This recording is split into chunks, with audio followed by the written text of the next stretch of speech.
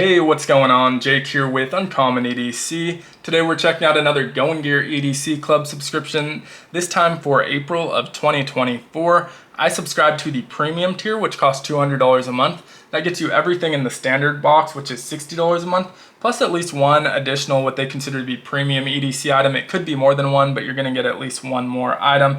And so let's dive in. We're gonna start with our standard, work our way from least expensive up to most expensive as usual until we get to our premium. So first item this month is the WorkSharp Guided Field Sharpener. I think this is a really cool item. They value it at $35. Nice synergy with last month's. If you saw last month's premium box, we got the WorkSharp Precision Adjust, which is more your at-home sharpener. It has a traveling case, but it's really not a mobile system at all, not something you're gonna be using in the field. And so this is a really cool addition. And I'm glad they didn't put them in the same month because that would have been very sharpener heavy, but really great to get a nice sharpener for the standard. Now you may notice I haven't opened this, and typically I do open all of the items before making these videos. The reason for that is I have several field sharpeners, including one from WorkSharp, and I don't tend to use them all that much. I'm more the type to wait until I have 3, 4, 5 knives to sharpen. I'll sit down and put on some sports or put on a movie and sharpen them all at once. And so I'm not sure how much use I'm gonna get out of this, so I figured I'd wait to see what I end up doing with this. I may still open it and end up testing it out, but I may sell it or move it on in a giveaway. And so until I decide, I didn't want to remove it from the packaging. But it does look to be a very nice and comprehensive sharpener for a field sharpener. We have diamond plates on either side, a coarse side and a fine side. They don't offer the grit on the packaging or in the content letter that Going Gear sends, so not sure what the grit is, but we also have a strop on one side, and you can see that comes pre-strop compounded with that green strop compound, and a hone on the opposite side, ceramic hone there.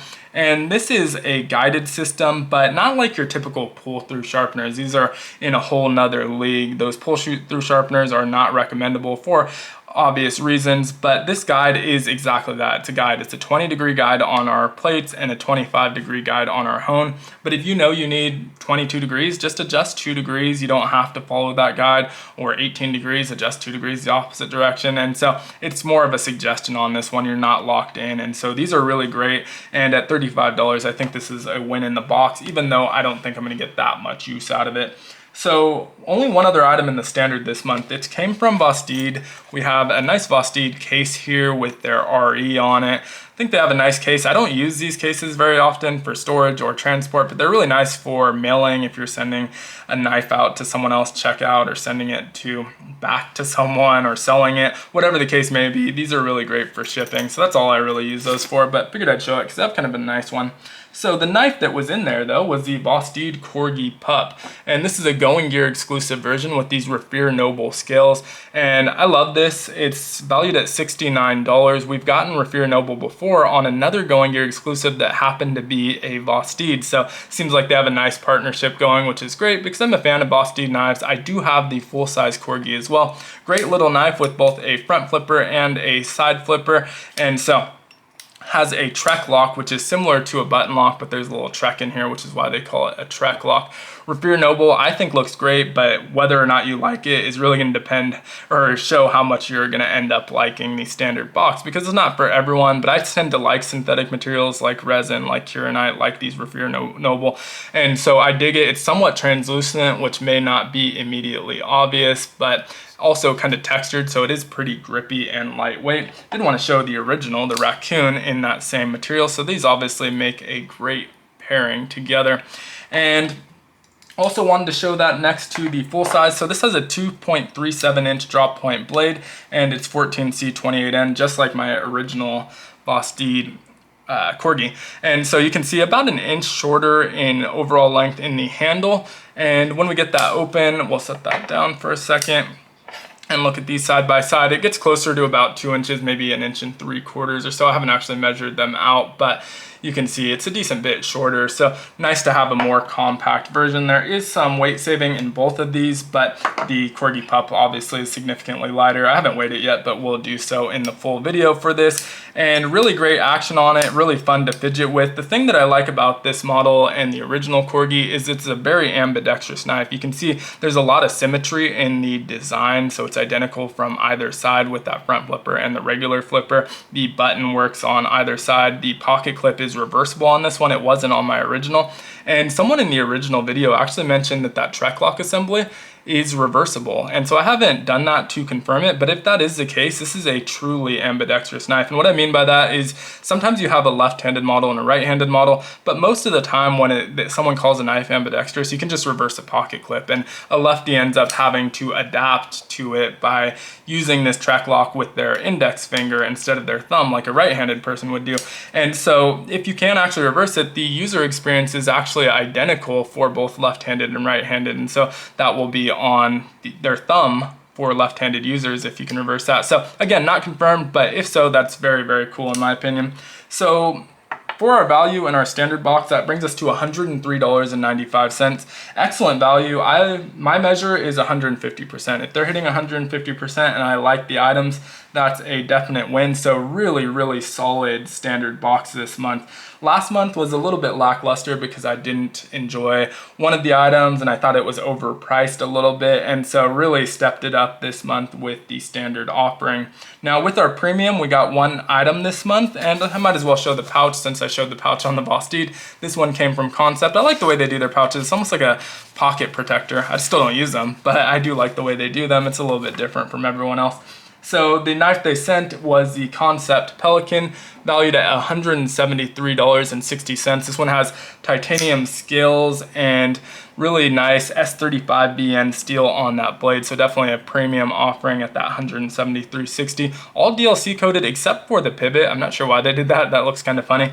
And look-wise, I think the blade looks wicked. The handles don't really do it for me, but they're comfy enough. They feel good in hand and are a good size for a full 4-finger grip. As I'm gripping this, actually, I do feel the pocket clip a little bit. So it looks like it has this offset pocket clip to make sure that it's not sitting on that frame lock, which is nice, but I am feeling this corner just a little bit, so that may develop into a hot spot with some use, but it doesn't feel too bad in hand. I'm just aware of it.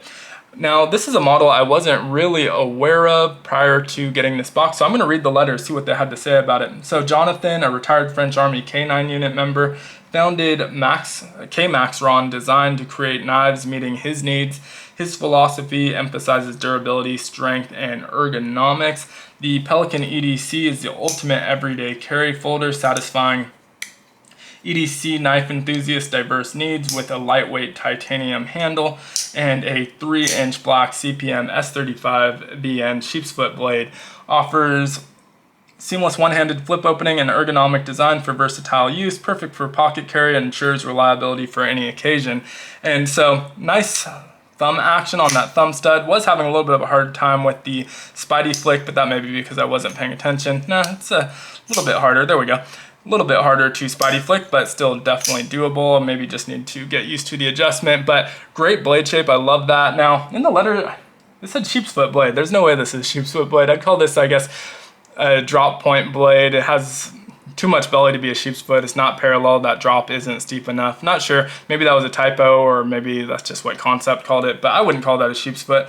Nice frame lock on here. Doesn't seem to get in the way too much for my thumb flicking. Now, they also called it a flip opening, which I guess maybe they're just referring to the thumb stud. It does have this area that looks like it could be a flipper tab. There's no jimping on there. I'm not able to catch that and flip it. So if that's a flipper, I'm not good enough at front flippers to do it, but that thumb stud action is great. Don't seem to have any issues of sitting on that lock bar. Nice lock up on there. Overall, the action feels excellent on here.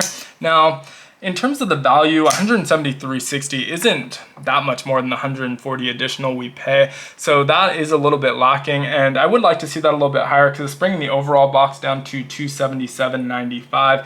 And with these subscription boxes, a little bit of a gamble, and well, a decent bit of a gamble. You may not like the items, and so the real value is when it's worth a lot more than what you're paying. With our standard box, that was definitely the case. If you have a $60 budget, you can't afford this corgi, you have to save a little bit. You can pick up the field sharpener, but that blows most of your budget. But for $60, you get two really great items. With this one, on the other hand, you're paying $140 more, and if you're not so into this knife, you're only getting an extra $33.60 in value. So I think it's a cool knife. It's probably not one that I would actively pick up, but it feels pretty good in hand. I like the blade shape a lot. You can get up here with your thumb. You can really pinch grip it and get right behind that tip nicely.